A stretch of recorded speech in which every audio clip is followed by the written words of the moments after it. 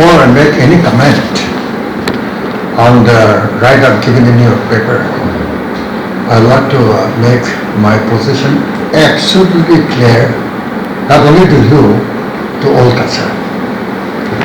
Number one, I am a retired man. I have served the people of Nagaland and the country for the last 60 years, and I have already retired on 21st March 2018 from Orissa as a governor. Number one. Secondly, I am not affiliated to any political organization as such, be it underground or overground. Thirdly, I don't belong to any civil societies.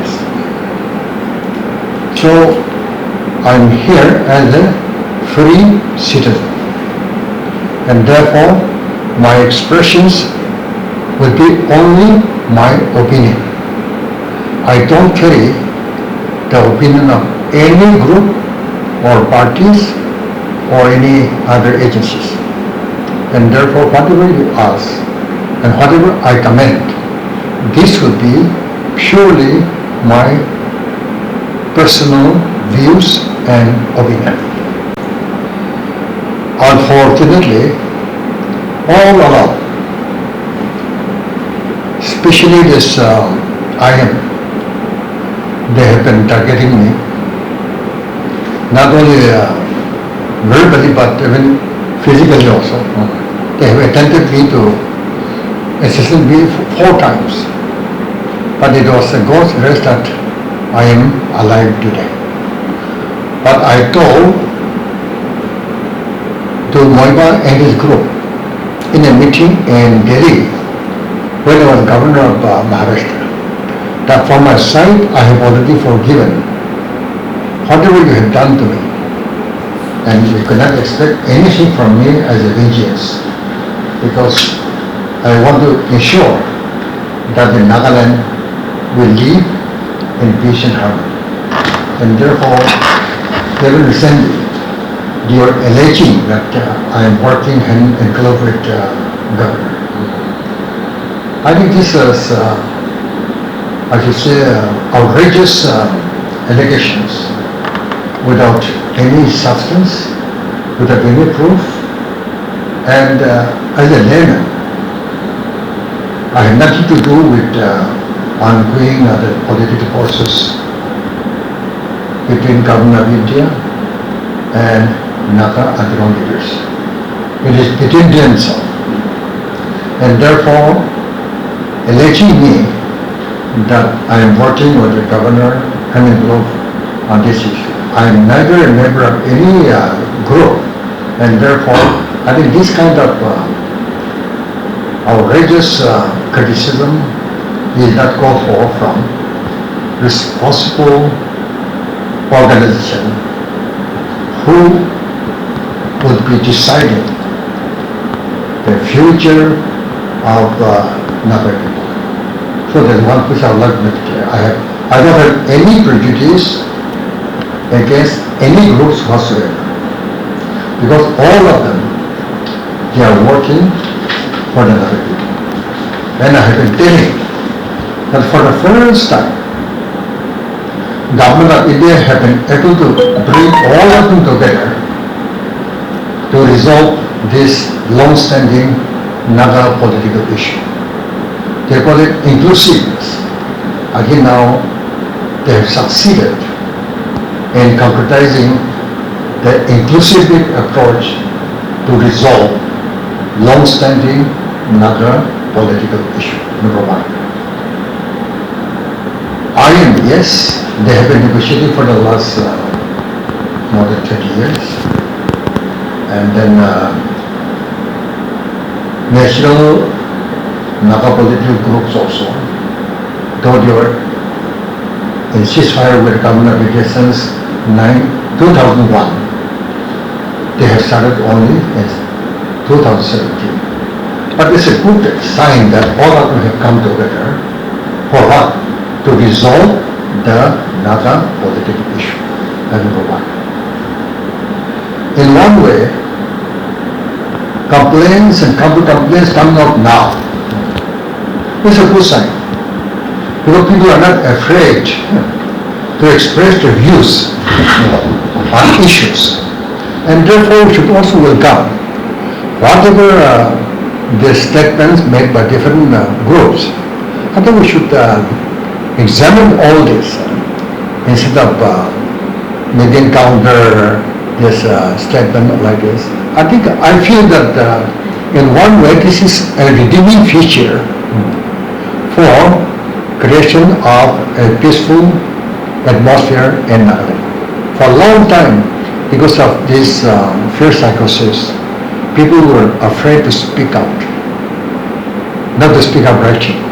But today, Naga people, somehow they have started digging out all stories, I think to satisfy themselves. But the fallacy is, today, what we want is not history. What we want today is solution.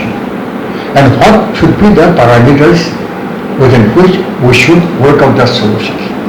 So, in one way, Naga people have lost, I think, the objective. That's why instead of concentrating on what should be done for the present and future, now people are only, I think, talking about past history. Because Naga National Council, whatever they have to do in their time, they have done it. Other group, what they are doing, they are also doing in their own time. Because you can't only talk about the past. And many things have taken place. And in the political revolution, political struggle, many things take place. But why should you dig out all those negative elements just to hurt the sentiments of each other? That's not a good sign. And therefore, I would only appeal to all those political groups, whether it is underground or overground or civil societies, they should be more positive. Now, they have drawn up competence, they call it, but unfortunately, except one group, other group have not shown us their competencies. So it's very difficult to comment on that. But I believe that whether it is leaders of the NSCN-IM or National Naga Political Group, I think, and Government of India, they will do what is best for Naga people and for India. And therefore, we should not doubt on their sincerity, on their honesty also. So I think it is time that the public also should morally support what they are doing now. Because they don't have any magic wand. Whatever is within the power of the Government of India, they will give us. But beyond that, the Government of India will not do it. So we should also appreciate the problem being faced both by the underground leaders as well as by the Government of India. That's why in their framework they said imperative contemporary realities.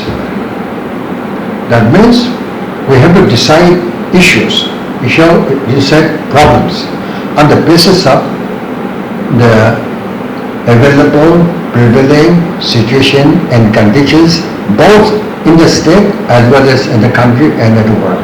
And therefore they are proceeding in the right direction. They also have recognized the imperative, I think, contemporary realities.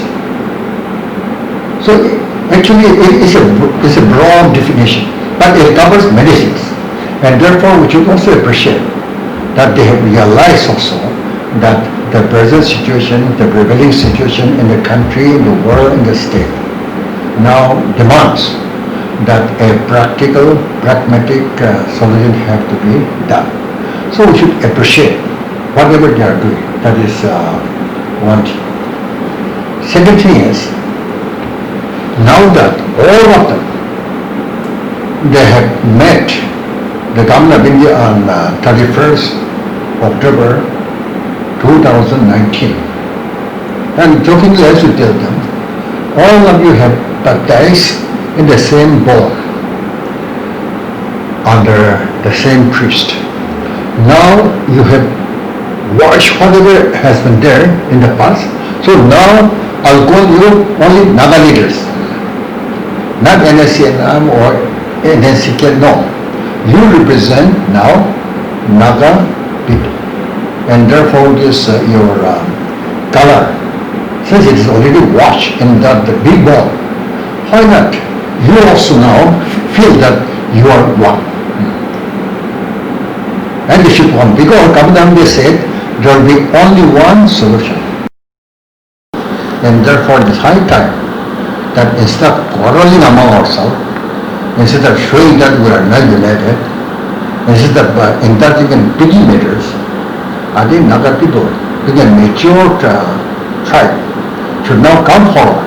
Yes, we shall support, you do whatever is best for us. I think that should be the approach now. So as far as my analysis of the situation is concerned, that instead of indulging in these petty matters, whether through publication or through press statement, I think it's time that we should speak out what we want and what we should do to support those people who are engaged in the political battle. That's it. And I'm a part of this Naga leaders, they call them mission leaders. They should be also honest. Whatever is not possible, tell Naga people are good people. They also know the situation. And therefore, whatever they are doing, they should also be open to the Naga people. That we are doing like this, we have tried our best like this. Naga people, they appreciate them. But instead of explaining by this rhetoric and political chemistry, I think Naga people will not be convinced with them. If it is one, say it is number one. If it is three, say it is three. Naga people will accept. Because what they want is, they want peace, stability in the state so that we also can progress. We also can develop our area as any parts of the country. We don't want any more bloodshed. And we don't want so many agencies walking over the heads of the Naga people also. It's too burdensome. But one solution comes, there will be only one authority. And that will be a mandated authority, respectful authority, that will take care of the welfare of the people, be it in Manipur or in Arunachal or Assam or Nagaland. We shall have, I think, freedom to develop. So that's what people are trying for. And in Gambura's this petition, they are also pressing Government of India to expedite solution of the Naga problem. How long can we go on talking? I think 20 years is good enough. So there should be an end to that. How long can we go on talking? And how many problems are there? And therefore what Gambura also said is correct. And the people also say that it should be done quickly. So it is entirely up to the Government of India and those people who are engaged in their political dialogue. And therefore our prayer and wish should be, as soon as possible, let solution comes. Because Naga people want to live in peace. And as far as Naga people are concerned, I think they are magnanimous. They forgive and forget when solution comes. And it's a Christian state. And therefore, I think civil societies, political parties also, should share the burden of the underground in trying to educate the masses that because of this, yes, many things have happened, but let the past be past and let us start from a new, completely new, brand new, there's a slate so that we can write according to what we desire. I think that should be the approach as far as political parties are concerned. As far as I am concerned, I am only praying that a good conscience, I think, prevail in the minds of the people, both underground and above. And the rest you can ask. You know, as a governor, it is your responsibility to ensure that peace and normalcy prevails in the state where he is a governor. And it is a duty to point out the government that, and actually this kind of letter is a secret letter. I was governor, he should write like that. Why we have to question or point out the government that this is the problem we have to solve. So whatever he has done, actually as a governor, it is a duty of the governor to point out to the chief minister that what is going on within the state. So there is nothing wrong with that. But here we have to politicize it. Language. We are talking about gangs, Armed gangs, yeah. armed gangs. I think if any group of people use arms, started looting, what level are we going to give? I think we should think also. If with arms, if you loot, if you extort, if you are this steal, then what level are we going to give to this group? This is the group. We are not indicating the entire organization, but this is a group who are intelligent. So we should not, are they exaggerate on that also? We should also understand. What will you give? Suppose if an armed group loot a bank, what do you give that name to that group? I think we should also understand the English language, English term also. Or we have politicized this language only. I don't think government has meant for that.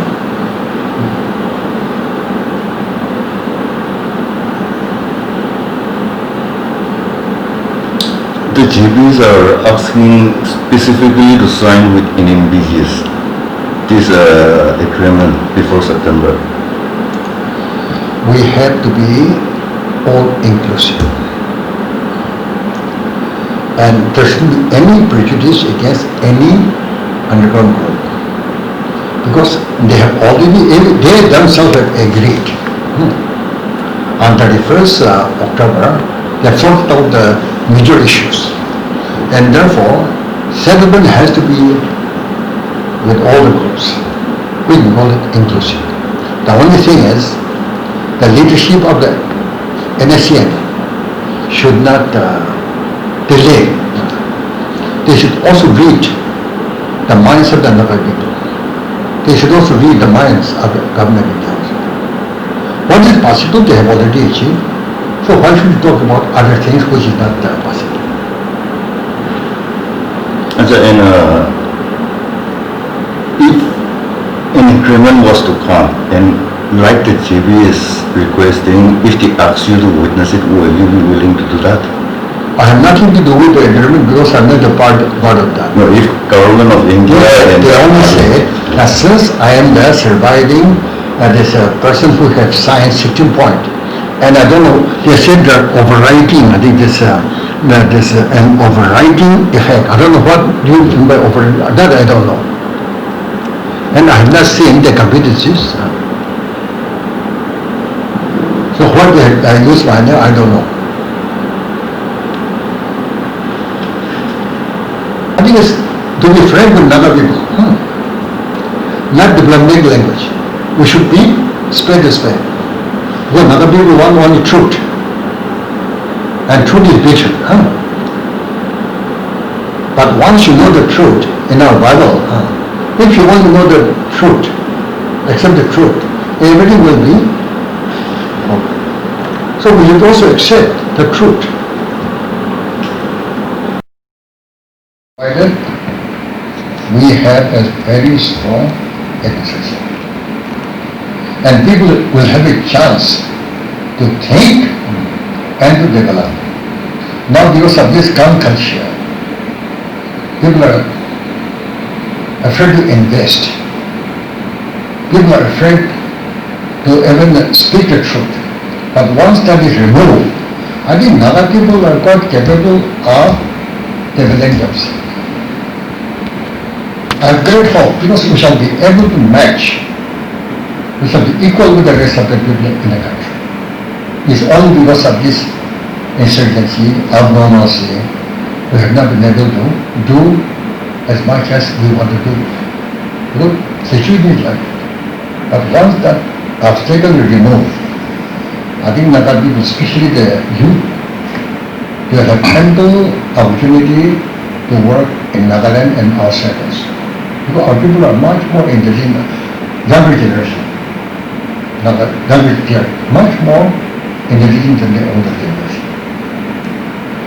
In the backdrop of the Kashmir issue, this whole focus, the whole sticking to the flag and constitution, do you think it will be possible? Flag and constitution. You see, I have been telling, if this correct, there shall be territorial council in Manipur and Arunachal. And it will be like little modification of 62 of the constitution. So this has to function according to that rules and regulations framed under the constitution. Both Arunachal as well as Manipur. Nagaland we have legislative assembly. And Naga flag was meant for Nagaland, not for Nagaland, not for territorial. So in my personal opinion, I think we should not get bogged down, just talk only on the issue of this flag. Political issues are being handled by NSCN, IM and NFG. Nagaland National Naga Political Corporation. It is in your hands. What legislature can do now? At the most, they can create a congenial atmosphere in the state in order to enable implementation of whatever solution are there. They did not put your nose in that political dialogue. At the most, they can prepare the ground so that, as for example, amnesty. There are lots of agri families. It is the duty of the state government now, even using the services of the churches, that Naga people being a Christian state, I think forgive and forget should be our motto. On that line, not only the churches, but even civil societies. But we are not really taking up the concrete issues. We are only, wasting our time on side issues. Because of the settlement, this will be one of the issues. And therefore, we have to prepare the ground. Every families also should agree that yes, in a common interest, whatever has happened, that should be the attitude. So that can be prepared by political group of the Nagaland legislature. Because they cannot directly poke their nose in this political dialogue. And fortunately, I think NPM also, they have formed their own political mission. Let all the political parties try their own mission in order to create that congenial atmosphere. There's nothing wrong.